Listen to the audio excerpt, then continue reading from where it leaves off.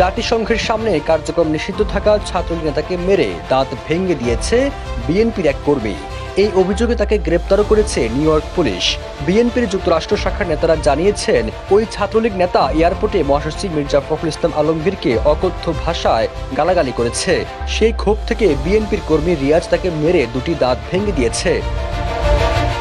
আহত ছাত্রলীগ নেতা হৃদয় মিয়া জানান, আমাদের বিক্ষোভ শেষে বাসায় যাওয়ার জন্য হাঁটছিলাম, এমন সময় এক যুবক এসে আমাকে অতর্কিতভাবে মাথা, ঘাড় ও মুখে ঘুষি মারে। আহত হৃদয় মিয়া ছাত্রলীগের যুক্তরাষ্ট্র শাখার সভাপতি পদপ্রার্থী। বান্ডেল থাকলে প্রতি সেনমানিতে টাকা বাঁচবে। বিকাশ সেনমানি বান্ডেল কিনে জিতুন প্রতি লেনদেনে। হৃদয় মিয়াকে শারীরিক আঘাতের কারণে বিএনপির কর্মী রিয়াজকে গ্রেপ্তার করে কারাগারে নিয়ে যায় পুলিশ।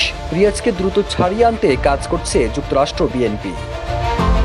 সবুজ আলম, নিউজ ডেস্ক, ইত্তেফাক।